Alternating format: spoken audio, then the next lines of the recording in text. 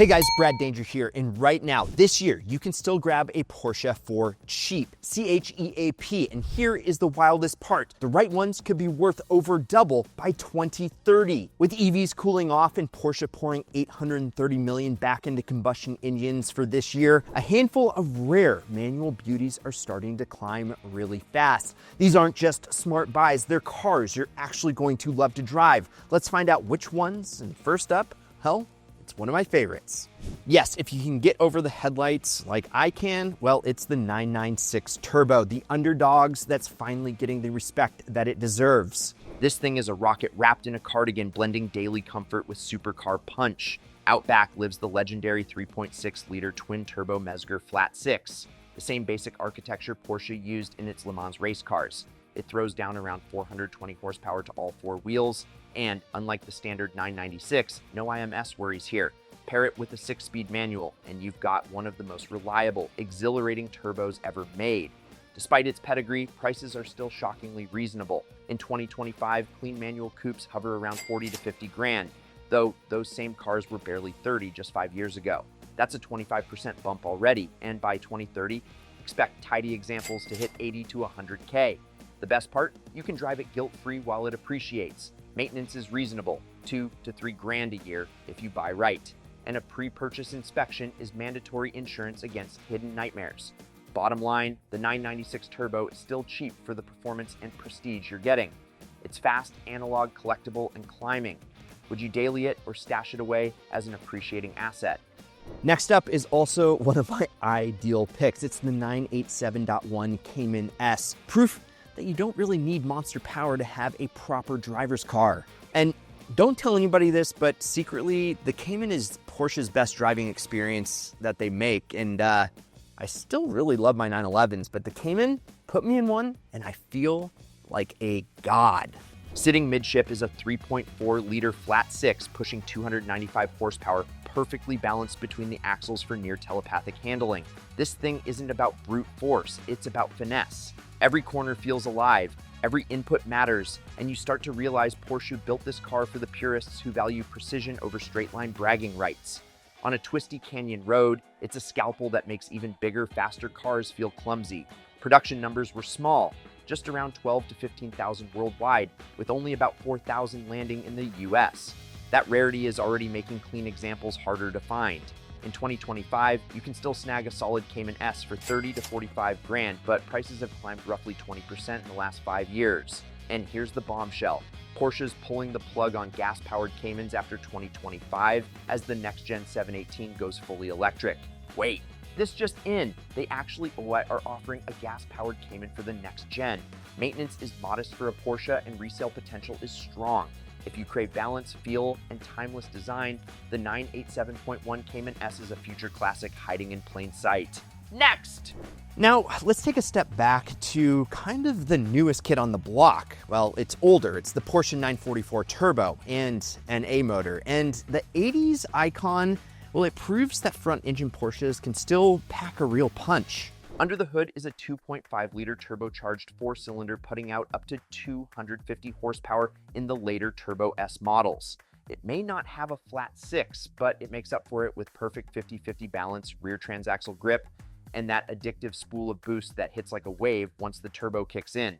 The looks, pure 80s magic. Pop-up headlights, flared arches, and a stance that screams Group B era cool. Only about 25,000 944 turbos were ever built, making it much rarer than the base 944. Prices have been quietly climbing. Clean cars that were 15 grand a few years ago are now pushing 30, and top examples could hit 70 by 2030. Maintenance isn't cheap. Timing belt services and turbo rebuilds add up, but a well-kept 944 turbo is tough, rewarding, and collectible.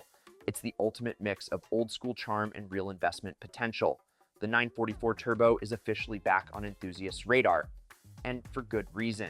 Okay guys, now meet the Porsche 968, the last and most refined chapter of Porsche's front-engine 4-cylinder saga. It took everything great about the 944 and leveled it up with a 3.0-liter inline-4 making around 240 horsepower, paired with the first-ever 6-speed manual on this platform. The result? More torque, smoother power, and a chassis so balanced it feels glued to the pavement. The 968 was Porsche at its most mature. Clean, modern lines that hinted at the future Boxster and 993, yet still analog and raw in all the right ways. Rarity is where things get exciting. Only about 12,700 were ever built, with roughly 4,000 making it to the US. That's a fraction of the 944's production, which is why prices are rising fast. In 2025, good examples run between $25,000 and $40,000, up nearly 40% in 5 years. Hagerty even reported 968 coupes appreciating faster than any other Porsche coupe, with room to grow. Maintenance is manageable if you stay on top of timing belt and water pump service, around $2,000 every 60,000 miles. Otherwise, they're bulletproof. The 968 blends rarity, usability, and classic Porsche DNA, a pure driver's car that's finally getting the attention and value it deserves. And last but not least, meet the Porsche 928 S4, the only V8-powered Grand Tourer Porsche ever built. Under that long shark-like hood sits a 5.0-liter V8, pumping out 320 horsepower paired with either a 5-speed manual or a Mercedes-designed 4-speed automatic. This was Porsche's flagship of the late 80s, engineered to cross continents at Autobahn speeds and total comfort.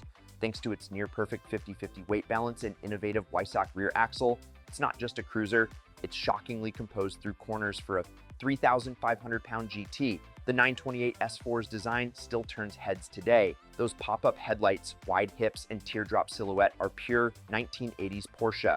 Only about 15,000 S4s were built worldwide, so finding a clean one is getting tough. In 2025, nice examples run $30,000 to $45,000, up roughly 35% from 2020.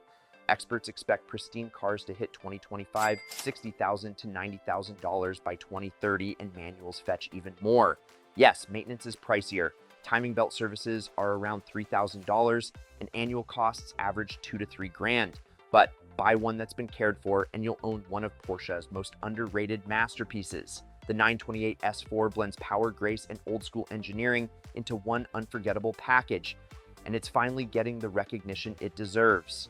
And that is all 5. Now, here is the takeaway. Every one of these Porsches is still within reach for cheap, yet the market signals are very clear. Each has rarity, demand, and driving appeal that could push values double their current prices by 2030. From the brute force of the 996 Turbo to the mid-engine finesse of the Cayman S, the 80s cool of the 944 Turbo, and the ultra-rare 90s refinement of the 968. And of course, the V8 Grand Touring might of the 928 S4. These cars all represent the end of an era in their own way. The last analog turbos, the last NA Caymans, the last transaxle Porsches, the last V8 GT. Now, these things have already shown double-digit appreciation in the last 5 years, and broader trends like Porsche investing heavily in combustion tech while EV hype settles are fueling renewed interest for these analog machines. By 2030, clean examples are expected to be worth roughly twice what you can buy for them right now. And that doesn't just make them a great car to own, that makes them smart investments that you can actually enjoy along the way. So, which one are you gonna choose? Would you go for the Mezger-powered all-wheel drive rocket? You know, the 996 Turbo, I probably would. Or the mid-engine scalpel, the Cayman S, or the turbocharged 80s icon, the 944 Turbo, or are you just gonna get a V8 GT cruiser like the 928 S4? Let me know which one has your name on it down in the comments below. And well, if you like air-cooled cars, well, here's a couple of RWBs. Now, these are also going to go up in value, but well, they cost a pretty penny, unlike the ones that I just featured in this video. That being said, if you've ever looked at RWBs and what Nakai-san is doing with these air-cooled cars, and now the water pumpers, well, it is pretty special, and again, they are very rare. So any of these cars, whether it's an RWB or a 996 Turbo, like this one right over here, either way, you can get a Porsche 911 and get in and make money driving your dream car. So what are you waiting for? Hit the like button, subscribe, turn on that notification bell, and let me know if you're gonna get a Porsche this year that's going to double in value in the next 5. I'm Brad Danger, this is Ideal. We'll catch you next week, and promise me one thing, keep living the Ideal lifestyle.